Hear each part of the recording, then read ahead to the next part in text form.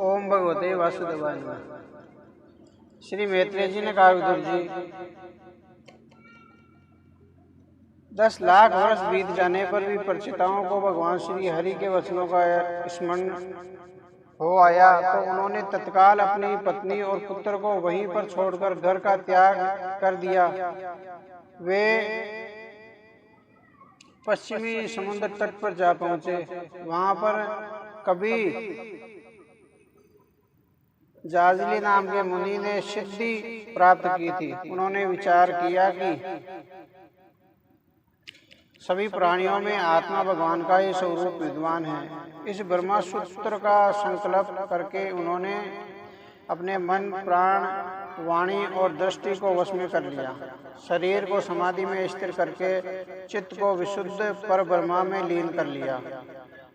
ऐसी स्थिति में बैठे हुए उन्हें देवर्षि नारद ने देखा तो वे उनके पास आए। नारद जी को देखकर वे सभी प्रचेता उठकर खड़े हुए और उन्हें प्रणाम करके उनका हार्दिक स्वागत किया। नारद जी उनके दिए आसन पर बैठ गए और उन्हें भी बैठने के लिए कहा। प्रचेताओं ने कहा, देवर्षि, हम आपका स्वागत करते हैं। आज हमारे भाग्य से ही आपके दर्शनों का सौभाग्य हमें प्राप्त हुआ है। आपका दर्शन किसी ज्ञान से कम नहीं है। भगवान शंकर और भगवान विष्णु से हमें जो उपदेश मिला था उसे गृहस्थी में आसक्त होकर हम भूल गए हैं। अतः आप हमारे हृदयों में उस परमार्थ तत्व का प्रकाश कीजिए जिससे हम इस भवसागर से पार उतरकर परम धाम को प्राप्त करें। श्री नारद जी ने कहा, हे राजपुत्रों, इस संसार में उसी मनुष्य का जन्म सफल है जो अपनी वाणी से, अपने कर्मों से, अपनी आयु से और अपने मन से सर्व आत्मा सर्वेश्वर श्री हरि का भजन करता है।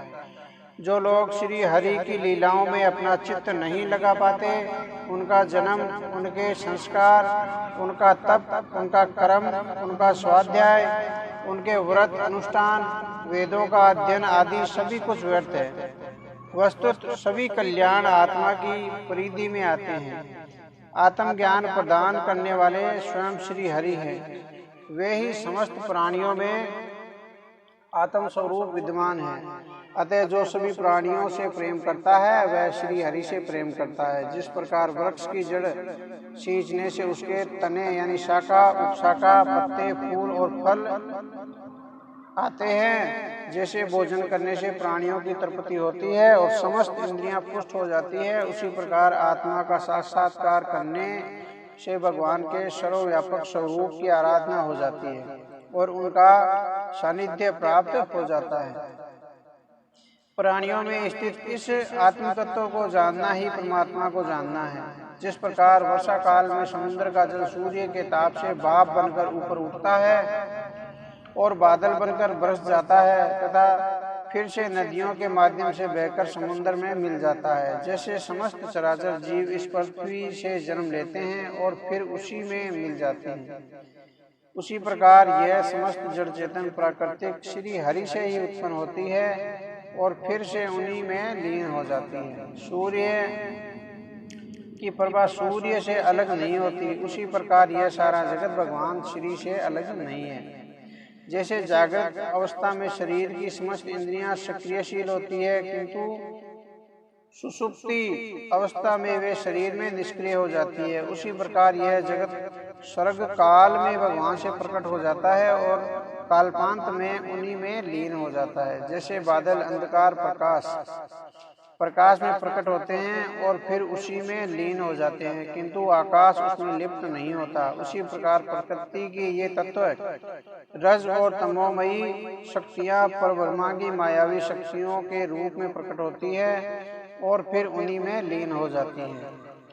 यह क्रम चलता रहता है, परंतु परमात्मा तटस्थ दर्शक की भांति इस सारे प्रपंच को, इस सारे खेल को देखता रहता है, क्योंकि वही इसका नियता होता है और वही इसे समाप्त करने वाला होता है। अतः तुम उन श्री हरि का ध्यान करते हुए सभी जीवों में उन्हीं के आत्म तत्व को पहचानो, उससे प्रेम करो, उससे स्वयं को अर्पित करो और उसके बिना तुम्हारा अपना कोई अस्तित्व नहीं है, इसे भूल जाओ। श्री हरि का भजन ही समस्त कल्याण का सुगम मार्ग है। वे श्री हरि समस्त जीवों पर दया करने वाले भक्त वत्सल प्रभु हैं। जीव में जो कुछ मिल जाए, यानी जीवन में जो कुछ भी मिल जाए उसी पर संतोष करने से, समस्त इंद्रियों को वश में करने से और निष्काम भाव से एकाग्रचित होकर भक्ति करने से प्रभु श्री हरि अति शीघ्र ही प्रसन्न हो जाते हैं। जिनका हृदय सांसारिक इच्छाओं से निकल जाने से विशुद्ध हो जाता है, उन संतों के हृदय में भगवान श्री स्वयं चलकर आते हैं और अपने भक्तों के अधीन हो जाते हैं। भगवान श्री हरि तो परम रसज्ञ हैं। वे उन सभी से प्रेम करते हैं जो उनके बनाए जीवों से प्रेम करते हैं। जो किसी प्रकार का भी भेदभाव अपने मन में नहीं रखते, भगवान उन्हें अपने निकट आसन पर बैठाते हैं। जो लोग अपने ज्ञान, धन, कुल, कर्म और बल आदि के मद में उन्मत्त होकर साधु जन का तिरस्कार करते हैं, उन दुर्बुद्धियों की सेवा प्रभु कभी स्वीकार नहीं करते। ऐसे प्रभु को कोई क्षण मात्र के लिए भी कैसे छोड़ सकता है। जो भक्तों की पुकार पर नंगे पैरों भागे चले आते हैं, तुम्हें उनका ही ध्यान करना चाहिए। विदुर जी, देवर्षि नारद के द्वारा भगवान श्री हरि का इस प्रकार से स्मरण दिलाने पर परीक्षिताओं का हृदय गदगद हो उठा। भगवान श्री हरि की याद में उनकी आंखों से अश्रु बहने लगे। देवर्षि नारद उन्हें आशीर्वाद देकर ब्रह्मलोक चले गए। परीक्षितागण भी उनके मुख से भगवान श्री हरि के चरित्र को सुनकर भगवान के श्री चरण कमलों में प्रीति रखते हुए उनकी लीलाओं का गान करने लगे और अंत में भगवान श्री हरि ने उन्हें अपने वैकुंठ धाम में बुला लिया। इस प्रकार आपने मुझसे श्री नारद जी और परीक्षिताओं के विषय में भक्त कथा के संबंध में जो पूछा था वह मैंने आपको सुना दिया है।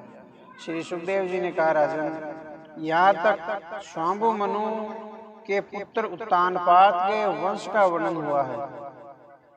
अब तुम्हें मैं प्रियव्रत के वंश का विवरण सुनाऊंगा। राजा प्रियव्रत ने श्री नारद जी से आत्मज्ञान का उपदेश पाकर भी राज्य भोग किया था और अंत में वे इस संपूर्ण पृथ्वी को अपने पुत्रों में बांटकर भगवान श्री हरि के परम धाम को प्राप्त हुए थे। राजन, श्री मैत्रेय जी के मुख से भगवान श्री हरि की लीलाओं को सुनकर विदुर जी प्रेम मगन होकर अश्रु बहाने लगे और अपने हृदय में भगवान श्री हरि की पावन मूर्ति को स्थिर करके उन्होंने अपना मस्तक श्री मैत्रेय जी के चरणों पर रख दिया था। उन्होंने श्री मैत्रेय जी का आभार जताते हुए कहा कि उन्होंने अपनी करुणामयी कृपा से उनके हृदय को वहां पहुंचा दिया है जहां श्री हरि विराजते हैं। श्री मैत्रेय जी के प्रति यज्ञकर्ता प्रकट करते हुए विदुर जी ने उन्हें प्रणाम किया और उनसे विदा ली। फिर वे शांत चित्त होकर अपने बंधुओं से मिलने हस्तिनापुर चले गए। राजन, जो पुरुष भगवान के शरणागत राजाओं का यह पवित्र चरित्र सुनता है, उसे यश, धन, क्षेम, सद्गति, ऐश्वर्य और दीर्घ आयु की प्राप्ति होती है, यानी लंबी आयु की प्राप्ति होती है।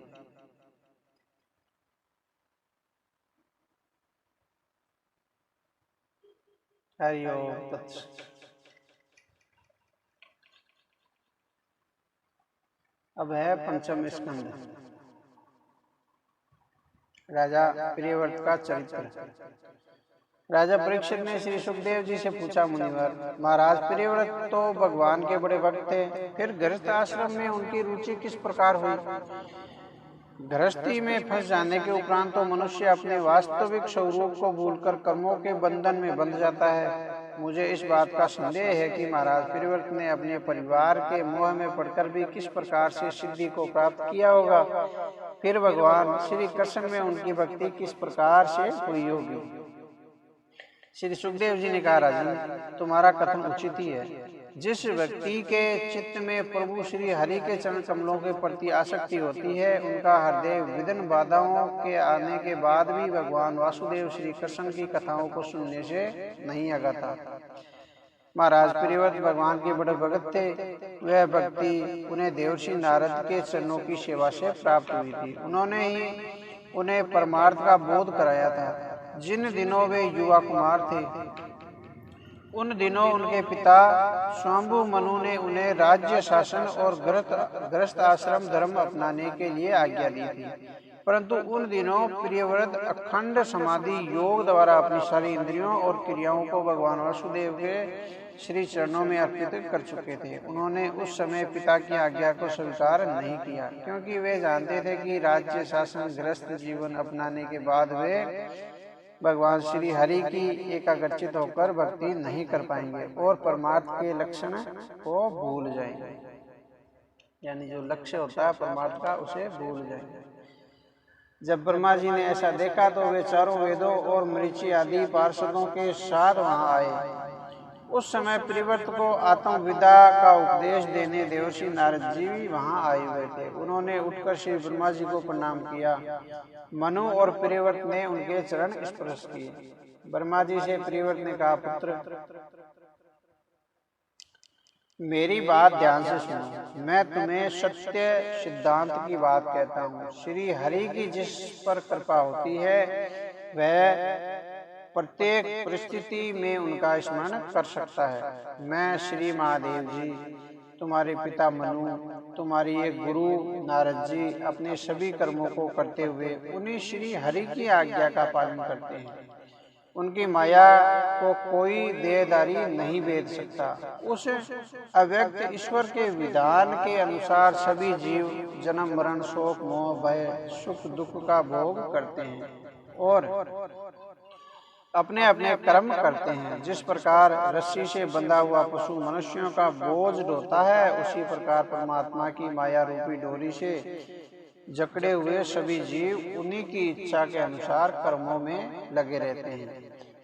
हमारे कर्मों के अनुसार ही परमात्मा हमें विभिन्न योनियों में डालता है और उसी व्यवस्था के अनुसार यह जीव अपने सुख दुख भोगता है। उनकी इच्छाओं का अनुसरण उसी प्रकार करना पड़ता है जैसे कोई अंधा व्यक्ति आंख वाले व्यक्ति के अनुसार चलता है। जीवन से मुक्त होने के बाद जीव अपने कर्मों के अनुसार नया शरीर धारण करता है। जो पुरुष इंद्रियों के वशीभूत होकर इस संसार में विचरता है उसे जन्म मरण का भय बना रहता है, क्योंकि मन और 5 कर्मेंद्रियां शत्रु बनकर सदा उसके पीछे लगी रहती है। लेकिन जो बुद्धिमान पुरुष इंद्रियों को जीतकर अपनी आत्मा में रमण करता है उसका गृहस्थ जीवन भी कुछ नहीं बिगाड़ सकता है। अतः मनुष्यों को सबसे पहले गृहस्थ आश्रम में रहते हुए विषय वासनाओं की ओर धकेलने वाली इन इंद्रियों को नियंत्रित करना चाहिए। जैसे किले में सुरक्षित रहने वाला राजा प्रबल शत्रुओं को भी लड़कर जीत लेता है, उसी प्रकार गृहस्थ जीवन में रहने वाला व्यक्ति आत्म संयम से अपने मन और इंद्रियों पर विजय प्राप्त कर सकता है। श्री हरि ने अपने चरण कमलों के आश्रित जिस किले में तुम्हारे हृदय को सुरक्षित रखा हुआ है उसमें श्री हरि ने जो भोग तुम्हें दिए हैं पहले उन्हें अच्छी प्रकार से भोगो और फिर उनसे निसंग होकर तुम अपने आत्म स्वरूप में स्थिर हो जाना। श्री सुखदेव जी ने कहा, राजन, जब श्री ब्रह्मा जी ने इस प्रकार प्रियव्रत को समझाकर जो प्रियव्रत ने जो आज्ञा कहकर आदर पूर्वक उनकी बात को स्वीकार कर लिया, यानी ब्रह्मा जी की बात को स्वीकार कर लिया, तब सभी ने ब्रह्मा जी की विविध उपासना की। ब्रह्मा जी ने आशीष देकर ब्रह्मलोक को चले गए। मनु ने प्रियव्रत को राजपाट सौंप दिया और स्वयं तपस्या के लिए वन में चले गए। इधर प्रियव्रत भी भगवान श्री हरि का ध्यान अपने मन में रखकर न्यायपूर्वक प्रजा का शासन करने लगे। गृहस्थ आश्रम में प्रवेश करने के लिए राजा प्रियव्रत ने प्रजापति विश्वकर्मा की पुत्री बर्हिष्मति से विवाह किया। उसके प्रियव्रत को 10 पुत्रों की प्राप्ति हुई। वे सभी अपने पिता के समान ही शीलवान, कर्मनिष्ठ, रूपवान, पराक्रमी और अनेकानेक गुणों से युक्त थे। प्रियव्रत राजा को ऊर्जस्वती नामक एक कन्या भी प्राप्त हुई। उस राजा के पुत्रों के नाम अग्निद्र, इमदजीव, यज्ञबाहु, महावीर, हिरण्यरेता, घृतपृष्ठ, सवन, मेघातिथि, वीतहोत्र और कवि थे। ये सभी नाम अग्नि के हैं। इन 10 पुत्रों में कवि, महावीर और सवन निष्ठावान ब्रह्मचारी थे। उपनयन संस्कार के उपरांत मृत्युपरायण उन्होंने ब्रह्मचर्य का पालन किया था। वे बचपन से ही सन्यासी हो गए थे। उनके अखंड भक्ति योग के प्रसन्न होकर श्री हरि ने साक्षात उपस्थित होकर उन्हें वरदान दिया था। वे उन्हें अपने साथ वैकुंठ लोक ले गए थे। महाराज प्रियव्रत की दूसरी पत्नी से उत्तम, तामस और रेवत नामक 3 पुत्र उत्पन्न हुए थे, जो अपने अपने युगों के अधिपति हुए। राजा प्रियव्रत ने 11 अर्बुद वर्ष यानी 1 अरब 10 करोड़ वर्ष तक पृथ्वी पर शासन किया था। 1 अरब 10 करोड़ वर्ष तक पृथ्वी पर शासन किया था। उनके राज्य में धर्म विरोधियों के लिए कोई स्थान नहीं था। इस पर भी राजा प्रियव्रत ऊपरी भाव से अपनी पत्नी बृहस्पति के मोह जाल में फंसकर विवेकहीन व्यक्ति की भांति आत्मविस्मृत होकर विविध भोगों में लिप्त रहते थे, परंतु भीतर से वे उनमें आसक्ति नहीं थी। उनका मन सदैव श्री हरि भक्ति में ही लगा रहता था। इसी कारण उन्हें भगवान श्री हरि की भक्ति सिद्ध हो पाई थी। एक बार राजा प्रियव्रत ने देखा कि सूर्य देव पृथ्वी के आधे भाग पर ही प्रकाश करते हैं और दूसरा आधा भाग रात्रि के अंधकार में डूबा रहता है। तो वे सूर्य के समान एक तेजस्वी रथ में सवार होकर पृथ्वी की परिक्रमा करने यह कहकर निकल पड़े कि मैं रात को भी दिन बना दूंगा। ऐसा कहकर उन्होंने पृथ्वी की 7 परिक्रमाएं की।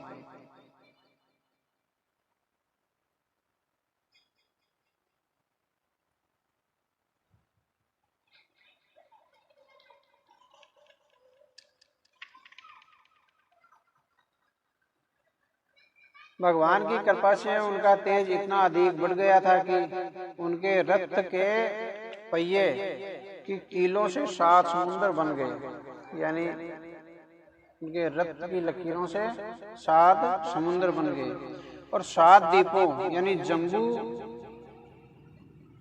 प्लस साल्मीकि, कुश, प्रोंच, शाक और पुष्कर नामक द्वीपों में विभाजित हो गई।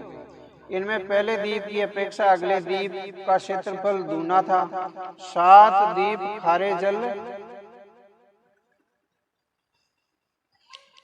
ईख के रस, मदिरा, घी, दूध, मट्ठा और मीठे जल से भरे हुए थे। 7 समुद्र 7 द्वीपों की खाइयों के समान बन गए थे। जम्बू द्वीप के चारों ओर खारे जल का समुद्र है, जो प्लक्ष द्वीप से घिरा है, जिसके चारों ओर ईख रस का समुद्र है। साल्मिक द्वीप उसे घेरे हुए है, उसके चारों ओर मदिरा का समुद्र है, उसे घी से घिरा हुआ कुश द्वीप घेरे हुए है।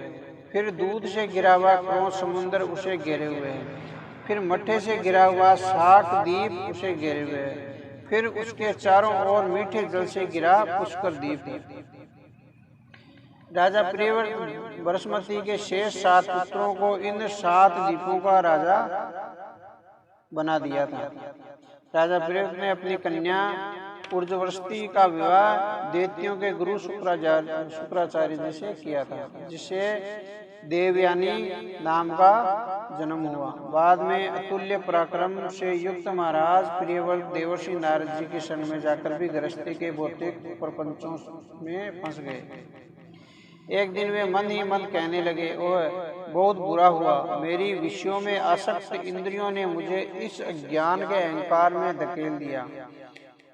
बस अब बहुत हुआ, मैं स्त्री के मोह में फंसकर बंदर की भांति नाचता रहा। धिक्कार है मेरे जीवन पर,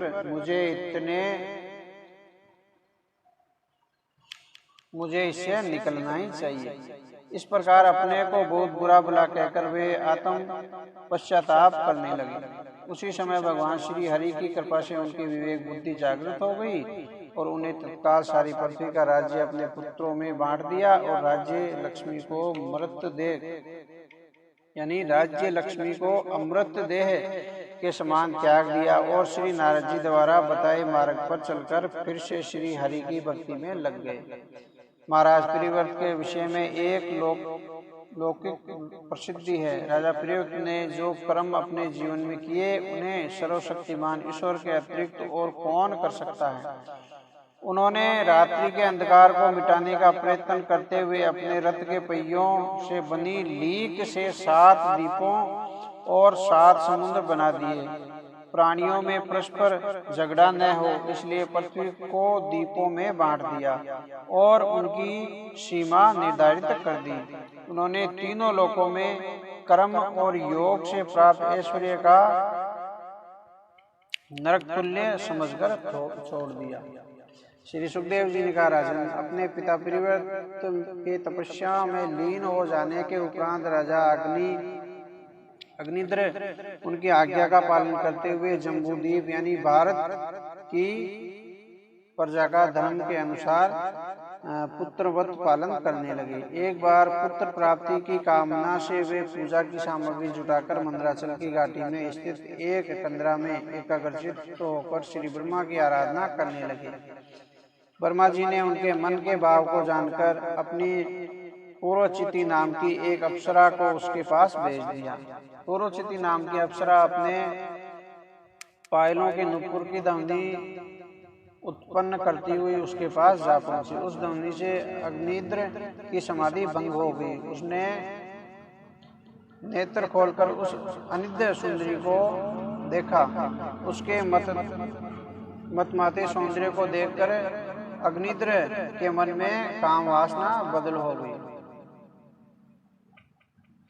वे उस सुंदरी से बोले, तुम कौन हो? तुम इस निर्जन में क्या कर रही हो? क्या तुम कोई माया सुंदरी हो जो मुझे भरमाने आई हो? तुम्हारी आंखों की चितवन ने मेरा हृदय घायल कर दिया है। राजन, इस प्रकार अनेक प्रकार से उस सुंदरी के रूप की तरह तरह से प्रशंसा करके राजा अग्निद्र ने अपने उसके मुख अपना प्रणय निवेदन कर दिया। वह अप्सरा भी उनकी प्रशंसा से मोहित होकर उनके निकट चली आई। राजा अग्निद्र ने उसे ब्रह्मा जी का प्रसाद समझकर अपनी राजधानी में ले आए और कई हजार वर्ष तक वे उसके साथ विहार करते रहे।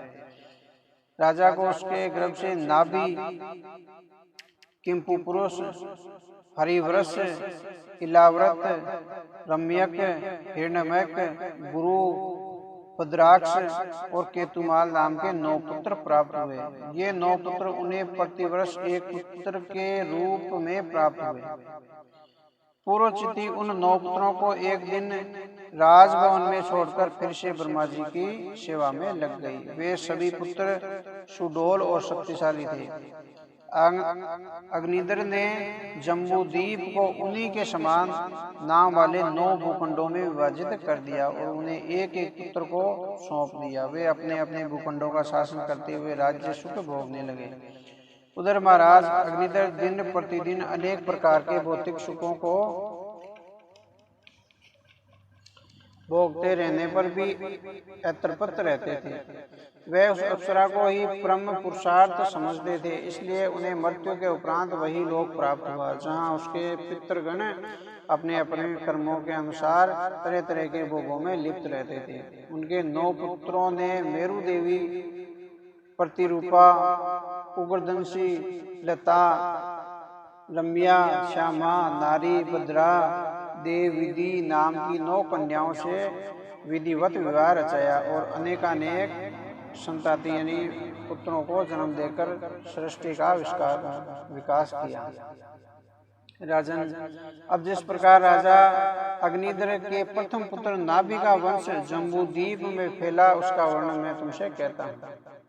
श्री सुखदेव जी ने कहा, राजन, अग्निद्र के पुत्र राजा नाभि के कोई संतान नहीं थी, इसलिए उन्होंने अपनी पत्नी मेरु देवी के साथ मिलकर यज्ञ पुरुष श्री हरि की एकाग्रचित्त होकर पूजा की। राजन, कोई भी यज्ञ द्रव्य, देश, काल, मंत्र, शर्तविज, दक्षिणा और विधि विधान के बिना पूरा नहीं होता, परंतु श्री हरि तो भक्तों के वश में रहते हैं। वे इनके बिना भी अपने भक्तों पर कृपा करते हैं। इसलिए जब राजा नाभि ने पूर्ण श्रद्धा के साथ श्री हरि को स्मरण किया तो श्री हरि अपने भक्त का भला करने के लिए यज्ञ भूमि में प्रकट हो गए। श्री हरि के चतुर्भुज पीताम्बरधारी स्वरूप को देखकर सबकी आंखें तृप्त हो गई। वे श्री हरि की अनेक प्रकार से पूजा अर्चना करने लगे और उनके गुणों का बखान करने लगे। शरद्विजों ने कहा, हे प्रभु, आप अपने पूजनीय हैं, आप हमारे पूजनीय हैं और हम आपके भक्त हैं। हमें आपकी पूजा करनी नहीं आती, हम तो बार बार आपको नमन करते हैं। हे दीन बंधु, आप प्रकृति से परे हैं, फिर भी प्राकृत गुणों के प्रपंच में फंसकर हम आपके स्वरूप का तथा गुणों का निरूपण करना चाहते हैं, चाहकर भी नहीं कर पाते हैं। हे प्रभु, आप साक्षात परमेश्वर हैं। आपके कल्याणकारी गुण सभी जीवों के दुखों का नाश करने वाले हैं। यदि कोई श्रद्धा पूर्वक पान, फूल और तुलसी के पत्तों से भी आपकी पूजा करता है तो आप प्रसन्न हो जाते हैं। हमारे पास तो अनुराग के सिवाय इस यज्ञ में देने को कुछ भी नहीं है, फिर भी आप हमारे मनोरथ को सिद्ध करने वाले हैं। हमें तो यह भी नहीं पता कि हमारा कल्याण किस में है। आप तो हम दीन जनों की प्रार्थना पर हमारे कल्याण के लिए यहाँ चले आए हैं। हे पूज्यतम, आपने हमें सबसे बड़ा वरदान तो यही दे दिया है कि आप राजा नाभि की इस यज्ञशाला में साक्षात हमारी आंखों के सामने प्रकट हो गए हैं। हमारी वाणी मौन हो गई है, फिर हम आपसे क्या वर मांगे। हे प्रभु, सभी गुणीजन और ऋषि मुनि नित्य आपका गुणगान करते नहीं अगाते। आप हमें भी वह भक्ति प्रदान करें कि हमारी वाणी आपके गुणों का गान करने में कदापि न थके। इसके अतिरिक्त हमारी आपसे एक प्रार्थना और है जो इस यज्ञ आयोजन का कारण है। प्रभु, आप हमारे यजमान राजा नाभि आपके समान ही पुत्र पाने की अभिलाषा करते हैं। हे देवादिदेव, आप तो कुछ भी देने में समर्थ हैं। भक्तों पर आपकी सदैव कृपा रहती है। हम तो अज्ञानी हैं, कृपया हमारे यजमान की अभिलाषा पूरी कीजिए। राजन, सतविजों के ऐसा कहने पर राजा नाभि ने प्रभु श्री हरि के चरणों में शीश झुकाकर प्रेमासु बहाए। तो भगवान श्री हरि ने कहा, हे राजन, आप सभी सत्यवादी महात्मा हैं। आपने मुझसे यह बड़ा दुर्लभ वर मांगा है। अपने जैसा तो मैं अकेला ही हूँ, इसलिए कहाँ से किसी दूसरे को लाऊं। फिर भी शर्तविज प्रियवरों ने आपके लिए जो वर मांगा है उसे मैं अवश्य पूरा करूंगा। मैं स्वयं ही अपने अंश से आपके यहाँ जन्म लूंगा। राजन, ऐसा कहकर भगवान श्री अंतर्ध्यान हो गए। समय आने पर राजा नाभि को प्रसन्न करने के लिए श्री भगवान ने महारानी मेरु देवी के गर्भ से दिगंबर सन्यासी और ब्रह्मवादी मुनिवरों का धर्म प्रकट करने के लिए अपने शुद्ध सत्वमय विग्रह से बाल रूप में जन्म लिया। उनके उस दिव्यमय रूप को देखकर राजा नाभि और रानी मेरु देवी की प्रसन्नता का कठिन ठिकाना नहीं रहा। भगवान को पुत्र के रूप में देखकर जिसका रूप कर्तार्थ नहीं होगा,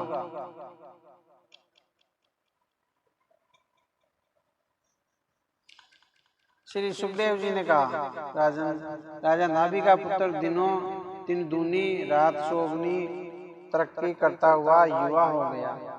उसके शील स्वभाव, सुडोल शरीर,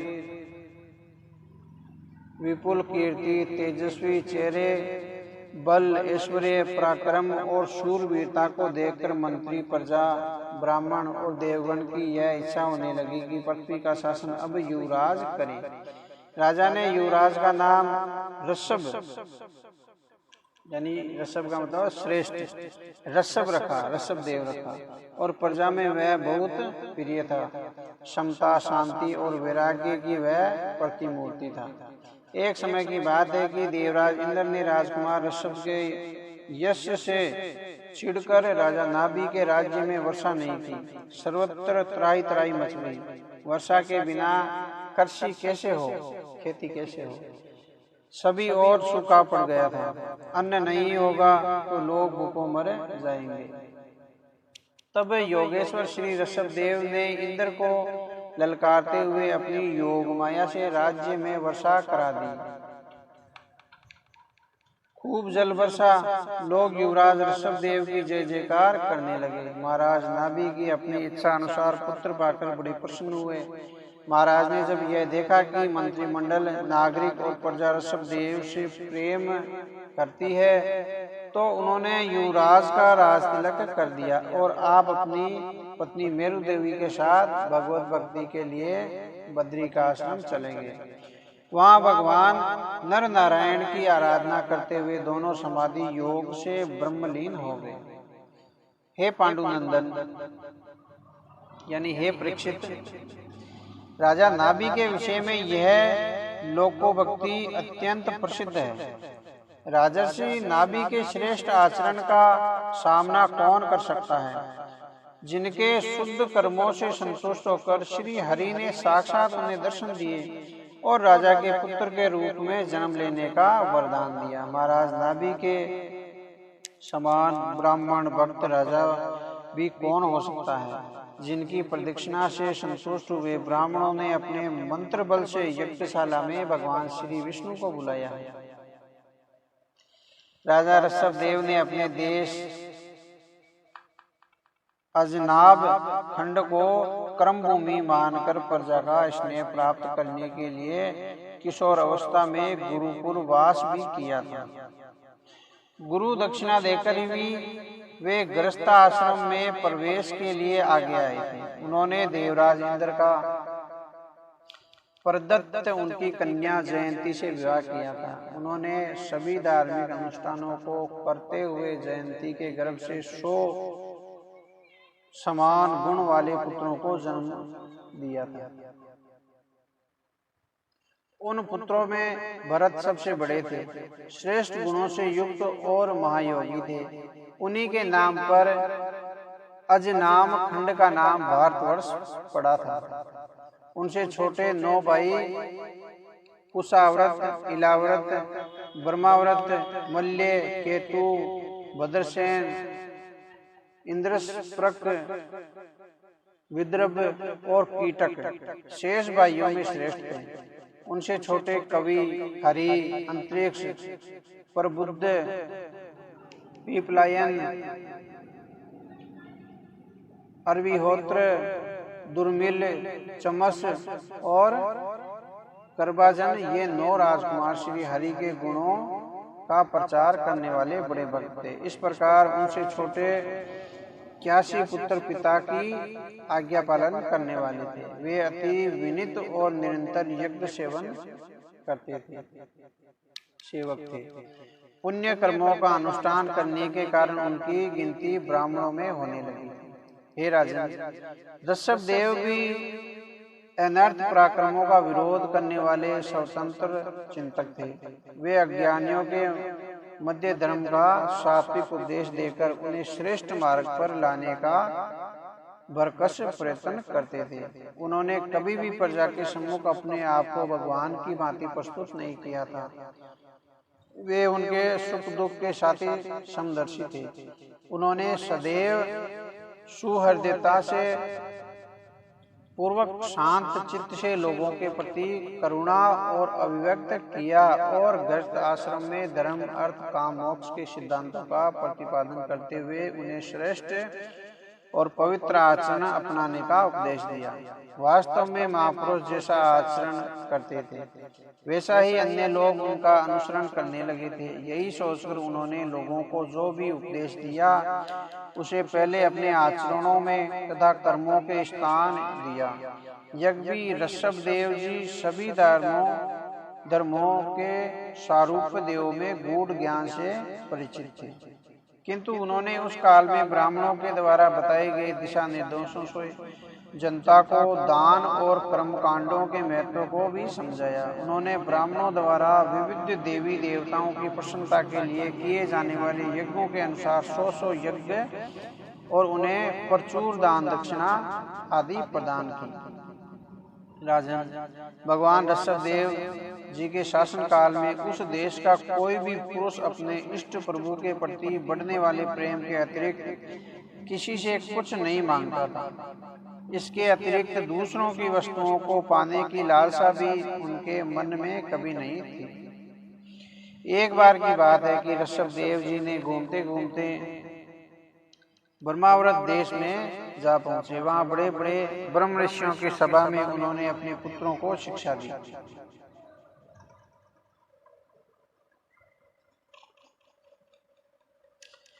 श्री ऋषभ देव जी ने कहा, पुत्रों, इस मर्त्युलोक में मनुष्यों को ईश्वर ने जो यह शरीर दिया है, उसके निरंतर विषय भोगों में लिप्त रहने से यह शरीर शीघ्र ही नष्ट हो जाता है। इसलिए विषय भोगों से सदैव दूर रहो।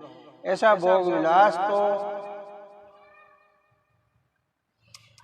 विष्ठा खाने वाले सूअर और कुत्ते ही किया करते हैं। इस शरीर से तो सदैव दिव्य तपों को ही करना चाहिए।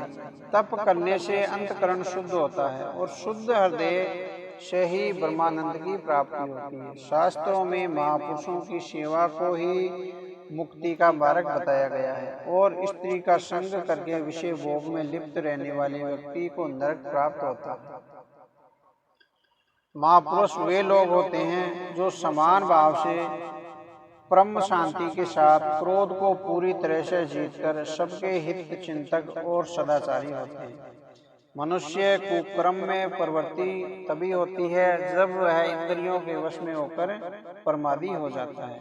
यह अच्छी बात नहीं है, क्योंकि इसी के कारण आत्मा को असत्य मार्ग और दुख पहुंचाने वाला शरीर प्राप्त होता है। जब तक मनुष्य को आत्म तत्व का ज्ञान नहीं होता, तभी तक अज्ञानवश वह सांसारिक मोह माया में फंसकर अपने शरीर को ही प्रमुख मानता है और उसी की संतुष्टि में लगा रहता है।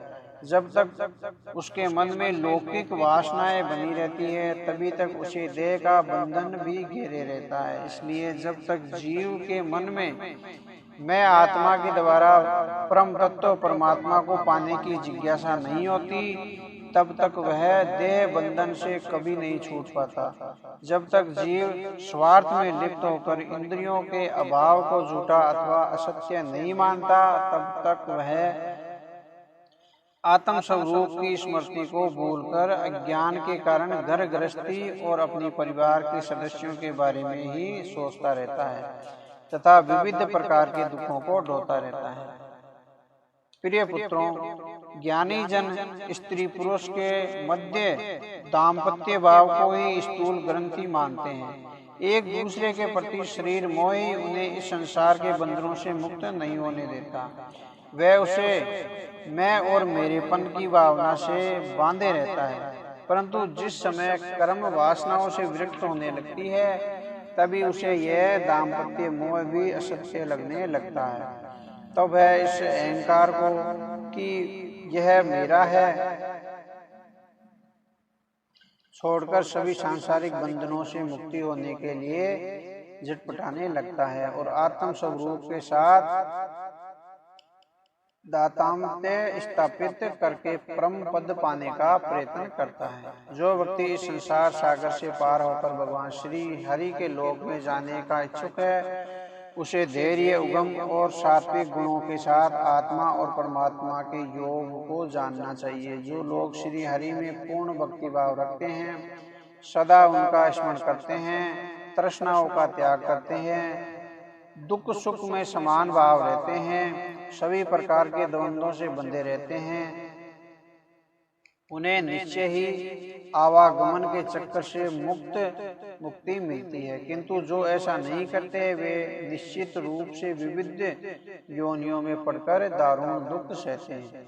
इस संसार में जो जन्म लेकर आते हैं, उन्हें कर्म तो करना ही पड़ता है, परंतु कर्म वही श्रेष्ठ है जो प्रभु श्री हरि को समर्पण भाव से किया जाए।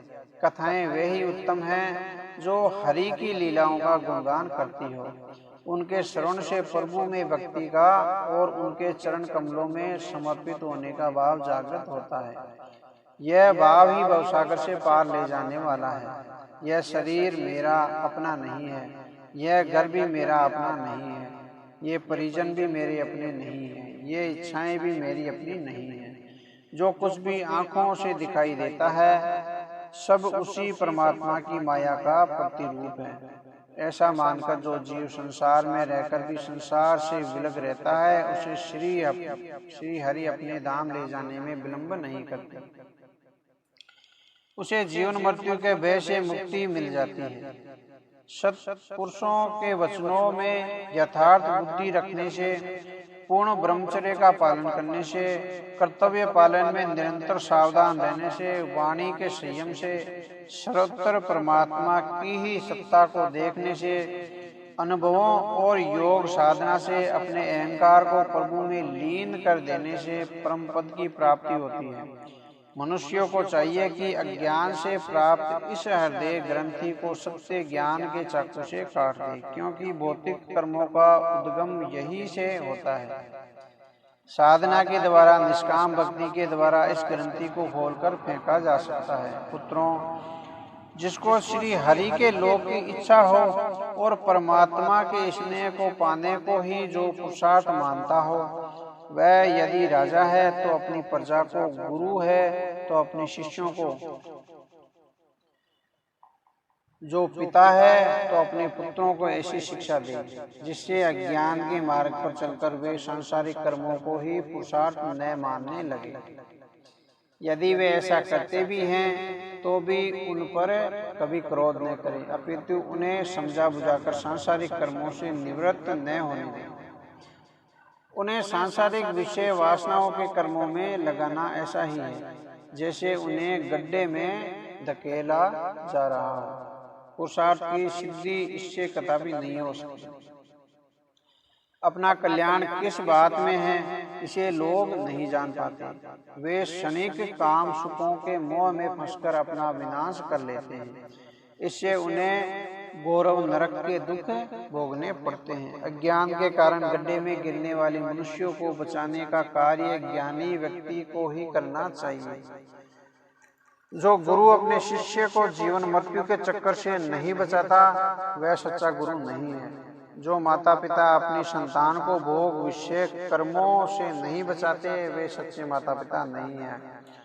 जो पति अपनी पत्नी को कुमार्गगामी होने से नहीं रोकता, वह सच्चा पति नहीं है। जो सगे संबंधी अपने सगे संबंधियों के दुख सुख में काम नहीं आते, वे सच्चे हितैषी नहीं है। पुत्रों, तुम मुझे ही परमात्मा का विग्रह स्वरूप जानो। मैं तुम्हें अपने अवतार ग्रहण का यह रहस्य आज बताता हूँ, जो साधारण जन के लिए बोधगम्य नहीं है। श्री हरि के अंश से मैंने ही राजा नाभि की प्रार्थना पर उनकी पत्नी मेरु देवी के गर्भ से जन्म लिया है। शुद्ध सत्य ही मेरा हृदय है। धर्म वही है जहाँ सत्य है। अधर्म मेरे पास कभी नहीं भटकता। इसलिए सत्पुरुष मुझे ऋषभ कहकर पुकारते हैं। तुम सभी मेरे सत्य स्वरूप से उदित हुए हो, इसलिए ईर्ष्या का भाव त्याग कर अपने बड़े भाई भरत की सेवा में अपना जीवन अर्पित कर दो। यज्ञ से उनकी सेवा करना ही मेरी सेवा है। तुम्हारे लिए यही प्रजा का कल्याण है। पुत्रों, सभी जीवों में वृक्ष अत्यंत श्रेष्ठ है। उनसे चलने वाले जीव श्रेष्ठ हैं और उनसे भी कीट पतंगों से श्रेष्ठ ज्ञान युक्त पशु पक्षी श्रेष्ठ हैं। पशु पक्षियों से श्रेष्ठ मनुष्य हैं। मनुष्यों से श्रेष्ठ प्रथम गण से श्रेष्ठ गंधर्व, गंधर्वों से श्रेष्ठ सिद्ध योगी और सिद्ध योगियों से श्रेष्ठ देवताओं के अनुयायी किन्नर आदि। उनसे असुर, असुरों से देवता और देवताओं से श्रेष्ठ इंद्र है। इंद्र से ब्रह्मा जी के पुत्र दक्ष प्रजापति और उनसे भी श्रेष्ठ रुद्र हैं, यानी शिव जी हैं। ब्रह्मा जी उनसे भी श्रेष्ठ हैं। ब्रह्मा जी का जन्म मुझसे हुआ है। वह मेरी उपासना करते हैं, इसलिए मैं उनसे श्रेष्ठ हूँ। परंतु ब्राह्मण मुझसे भी श्रेष्ठ है, क्योंकि मैं उन्हें पूज्य मानता हूँ। श्री ऋषभ देव जी ने पुत्रों से ऐसा कहकर सभा में उपस्थित ब्रह्म ऋषियों की ओर देखा और कहा, प्रियगण, दूसरे किसी प्राणी को मैं ब्राह्मणों के समान नहीं समझता। लोग श्रद्धा पूर्वक ब्राह्मणों के यज्ञ रूपी मुख से अन्न की जो आहुतियां डालते हैं, उसे मैं बड़ी प्रसन्नता से ग्रहण करता हूँ। जिन लोगों ने इस लोक में वेदों के अध्ययन से मेरी पुरातन मूर्ति को अपने हृदयों में धारण कर रखा है, और जो परम पवित्र, सत्य, शांति, शक्ति, दया, तप, सहनशीलता और ज्ञान आदि गुणों से संपन्न ब्राह्मण हैं, उनसे बड़ा और कौन हो सकता है। मैं ब्रह्मा से श्रेष्ठ और अनंत हूँ और स्वर्ग तथा मोक्ष देने की सामर्थ्य रखता हूँ, परंतु मेरे निष्प्रय भक्त तो ऐसे हैं जो मुझसे कभी कुछ नहीं मांगते। उन्हें राजयोग के ऐश्वर्यों का जरा भी चाह नहीं है। अतः आप सभी संपूर्ण चराचर जीवों को मेरा ही अंश समझकर शुद्ध बुद्धि से उनकी नित्य सेवा करें, उनसे प्रेम करें और उनके कल्याण का मार्ग प्रस्तुत करें। यही मेरी सच्ची पूजा है। इसके बिना मनुष्य अपने आप को सांसारिक बंधनों से मुक्ति नहीं करा सकता। राजन, इस प्रकार ऋषभदेव जी ने अपने पुत्रों को वेदांती ब्राह्मणों की सभा में उपदेश देते हुए अपने ब्रह्म रूप का परिचय दिया। ऋषभदेव जी के पुत्र यज्ञ सभी सुशिक्षित थे, तब भी अन्य लोगों को शिक्षा देने के लिए उन्होंने इस प्रकार उपदेश दिया था। उनके 100 पुत्रों में भरत जी सबसे बड़े थे। वे भगवान के परम भक्त थे। पृथ्वी का शासन करने के लिए ऋषभदेव जी ने उन्हें राज्य सिंहासन पर बैठाया था। उसके बाद वे स्वयं जीवन से विरक्त होकर घर से निकल पड़े थे। उन्होंने अपने सारे वस्त्र भी घर ही छोड़ दिए थे और वे दिगंबर रूप में सन्यासी बन गए थे। ब्रह्मावर्त से निकलकर वे प्राय मौन ही रहते थे। वे अवधूत बने इधर से उधर विचरते रहते थे। उनका कोई एक ठिकाना नहीं था। कभी गांवों में तो कभी नगरों में, कभी बीहड़ वनों में तो कभी अहीरों की बस्तियों में, कभी पहाड़ों पर तो कभी समुद्र के तट पर। मार्ग में मूर्ख लोग उन्हें पागल समझकर उन्हें सताते। कोई उन पर थूक देता तो कोई पत्थर मारकर उन्हें घायल कर देता। कोई उन्हें तुत्कार देता तो कोई उन्हें अपशब्द कहता। कोई उन पर गंदगी डाल देता तो कोई धूल फेंक देता, किंतु उन्हें जैसे किसी बात की भी चिंता नहीं थी। वे उस पर ध्यान ही नहीं देते थे, क्योंकि इस मिथ्या शरीर से उन्हें कोई मोह नहीं था। वे तो पूरी तरह से परमात्मा में ही लीन रहते थे। उनके शरीर की बनावट बड़ी सुंदर और सुकुमार थी। बाहें लंबी और आंखें बड़ी बड़ी थी। उनमें हर समय स्नेह ही छलकता रहता था।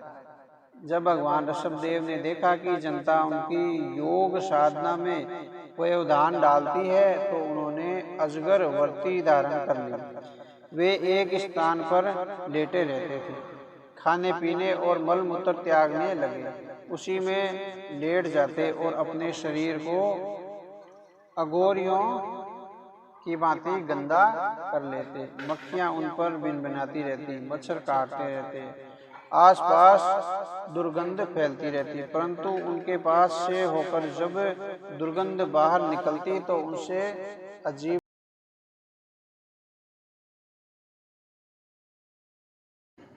राजन, इस प्रकार उन्होंने कई प्रकार से योग साधना की और शरीर की नश्वरता को प्रकट किया।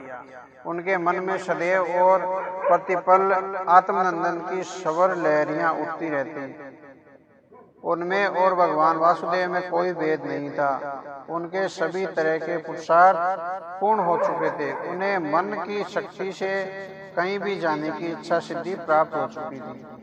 अंतर्ध्यान होना और पर काया प्रवेश करने में, दूसरों के मन की बात को तत्काल जान लेने में और भविष्य में घटित होने वाली घटना को पहले से ही देख लेने में उन्हें सिद्धि मिल चुकी थी। इस प्रकार अनेकानेक सिद्धियां स्वयं ही उनकी सेवा करने के लिए वहां आई, परंतु उन्होंने कभी भी मन से न तो उनका आदर किया और न उन्हें कभी अपने ऊपर हावी होने दिया।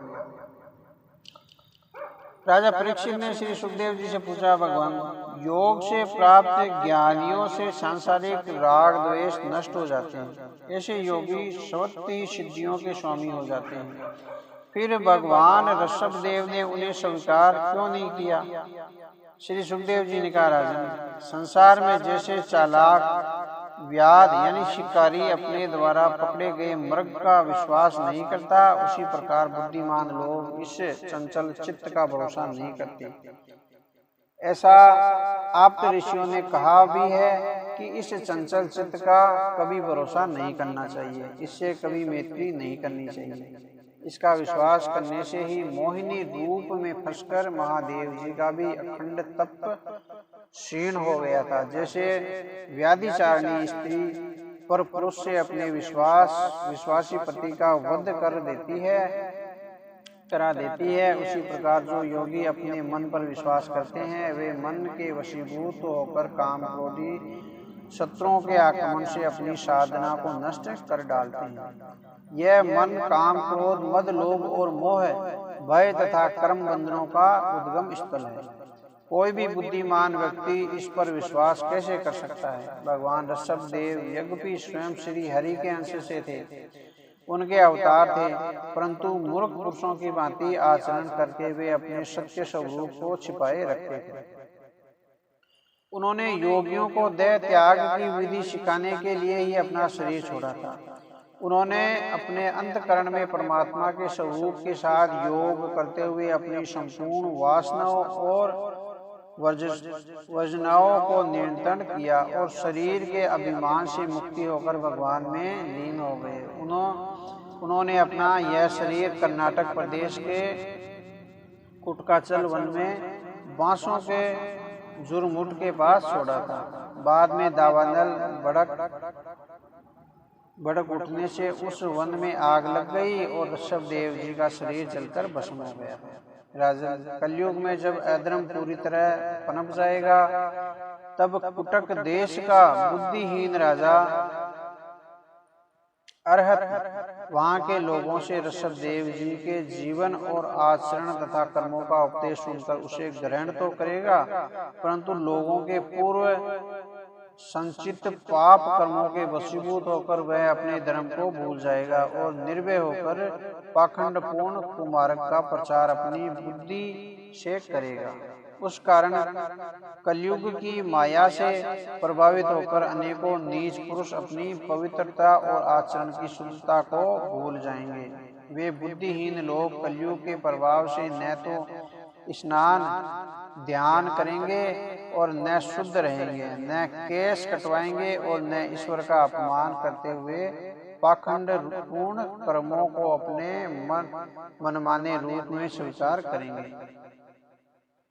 वे वेदों, ब्राह्मणों और यज्ञ पुरुष भगवान विष्णु की निंदा करने में पीछे नहीं रहेंगे। वे अपनी स्वच्छंद वृत्ति से मतवाले होकर घोर नरक में गिरेंगे। राजन, भगवान का यह अवतार सांसारिक राग रंग से भरे हुए लोगों को मोक्ष का मार्ग दिखाने के लिए हुआ था। उनके गुणों का वर्णन करते हुए लोग कहा करते थे कि 7 समुद्रों वाली इस पृथ्वी के सभी द्वीपों में भारतवर्ष अत्यंत पुण्य भूमि है। यहाँ के लोग श्री हरि के परम भक्त हैं और नित्य उनके मंगलमय रूप के गीत गाते हैं। यहाँ पर राजा प्रियव्रत का वंश बड़ा ही उज्जवल और यश कीर्ति से संपन्न हुआ था। उस वंश में आदि पुरुष श्री नारायण ने ऋषभ देव जी के रूप में अवतार लिया था, जो प्रजा को मोक्ष का मार्ग दिखाने वाले थे। सहज प्राप्त सिद्धियों को भी असत्य मानकर उन्होंने उनका त्याग कर दिया था। फिर कोई योगी उनकी समानता कैसे कर सकता है। राजन, इस प्रकार संपूर्ण वेदों, लोक देवताओं, ब्राह्मण और गौओं के परम गुरु भगवान ऋषभ देव जी का पावन चरित्र मैंने तुम्हें सुनाया है।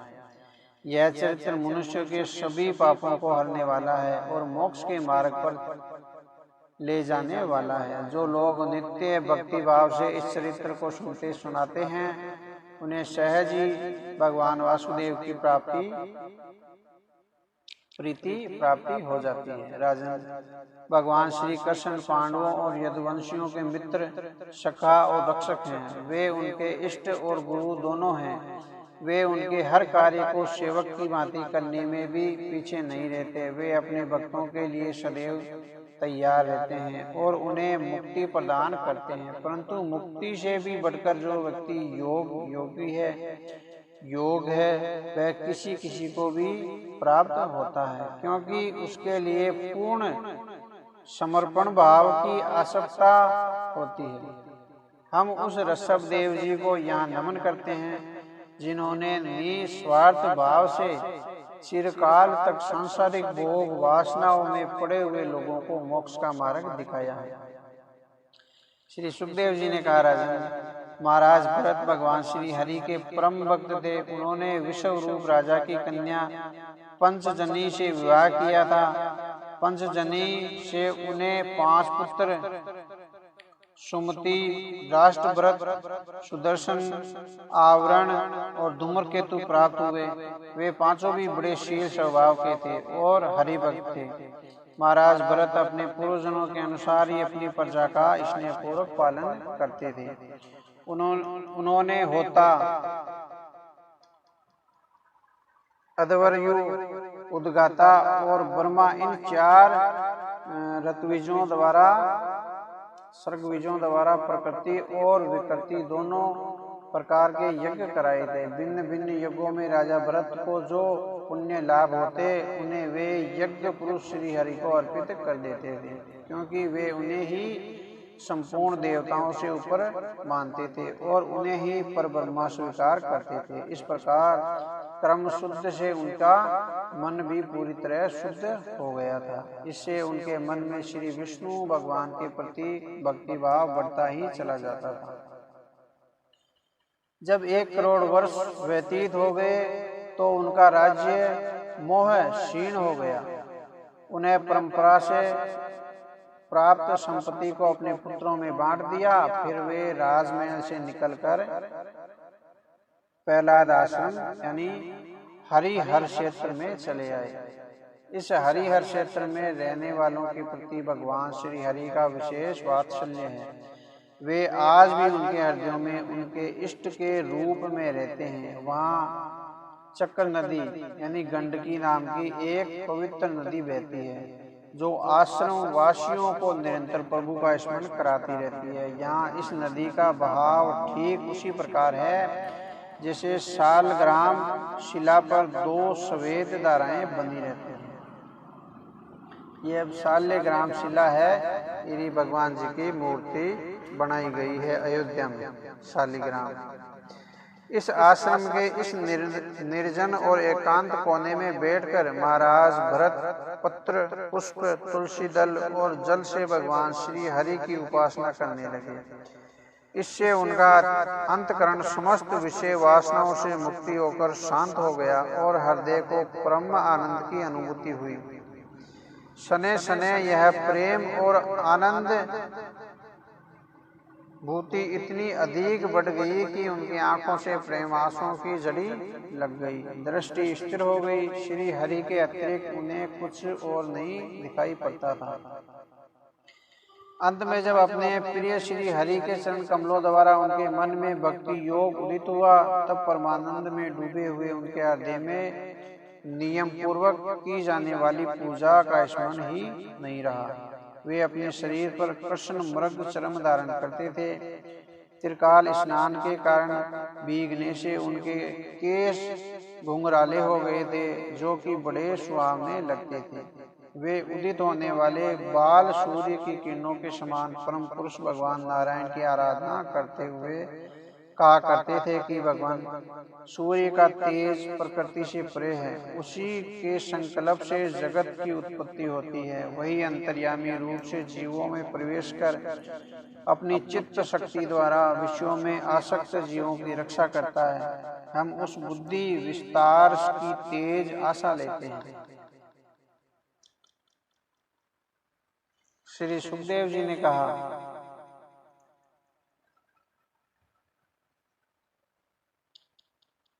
जय श्री राम। अब आगे की कथा काल लगभग 1 घंटा होगा। श्री राम। काल की कथा है श्री भरत जी का मृग के मोह में फंसकर मृग योनि में जन्म लेना। जय श्री राम।